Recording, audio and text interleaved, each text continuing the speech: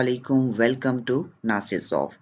This is the PHP jobs interview questions and answer series, and in this video we will talk about the difference between the include versus require in PHP.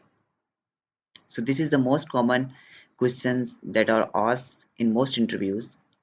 So in this video we will talk about these two terms.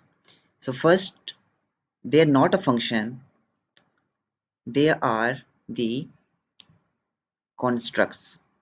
So we can call them without the parenthesis or parenthesis. Okay, so we can call them without the parenthesis. So this is not the function, but they are the constructs.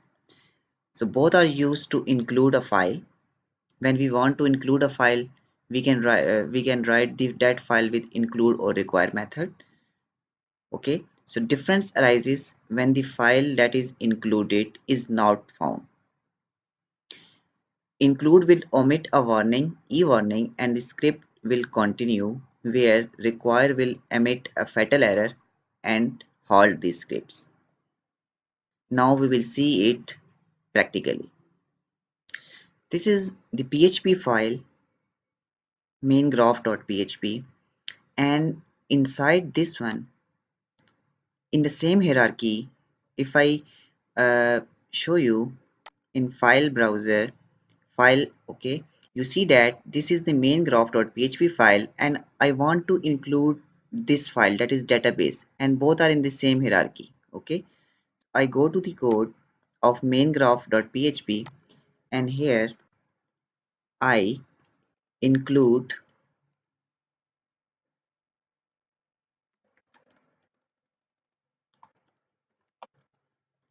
include the file that is database.php, and you see that when I save the file and go to the browser and call dot that main graph.php file, then you see it show the notice, but the execution occurs successfully, and the flow after the database.php file arises and show the input field. Okay, so in database.php file, that is my database.php file, it executed all the lines, and then the flow occurs and it show the input field. So if, for example, inside the include I just rename the database to database1, and this database1.php is not exist. So now you will see that what happened. I refresh the page, either the database1.php file is not exist, but the script just show the warning, but the execution is not stopped, and after this line it also executed the rest of the code and show the input. So when we include a file that is not exist, then include just show a warning, but the execution, rest of the execution occur successfully or in normal behavior. So if I same rename the include to require, and you see that I require a database1.php file now, and it is not exist. So now what happened? The require will omit the execution, and execution is stopped. Okay, so now if I save the file, then you see that now database1.php file is not exist, and require will throw a fatal error, and the rest of execution is stopped. Okay, when I go to the browser and refresh the page, then you see that the require throw the fatal error, okay, and the rest of execution is stopped, and the input number field is not showing because it in code flow it occur after the required file. So the main difference between the two, include and require, is in the term of included file when it is not found. Include will continue the other execution and throw a warning, and the rest of execution is continued, where the require will throw a fatal error and the rest of execution is stopped.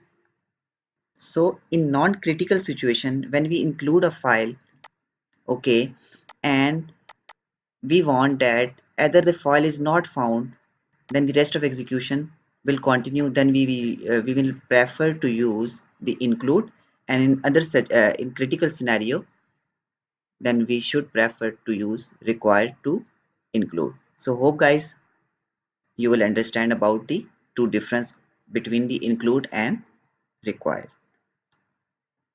The one more term that is used, that is include once versus require once. It is same like the include and require, just one difference. Include once versus require once is the same as include or require, except one difference, that if the file is already included, then error arises.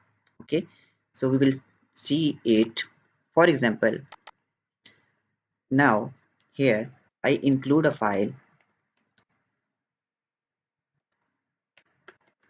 with include once. Okay, sorry, and the file is database.php. Okay, and it occurs. Okay, and now again I copy the line, and after the input field again and include that file again. Okay, then you see that,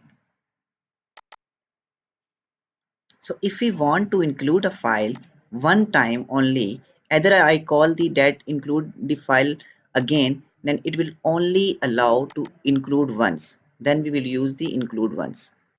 In shortly, when we want to include a file only one time, then we will use the include once. Then after that, either we calling the include once again and again, then it only execute the one time include that file. Okay. For example, I save the file and go to the browser and refresh the page, and you will see that only one time the file is included and the execution occur. Okay. So same with the requirements. So when we again include require once the file, okay, and go to the browser and refresh, then you will see that only one time the execution of that included file occur. Okay,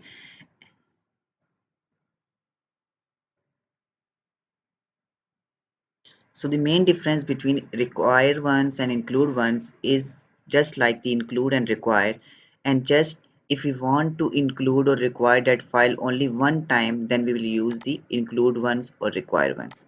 So hope guys you will understand. If you have any questions regarding to include or require, or include once or require once, just comment in the comment section. Thanks for watching. Subscribe my channel for more informative videos. Stay blessed.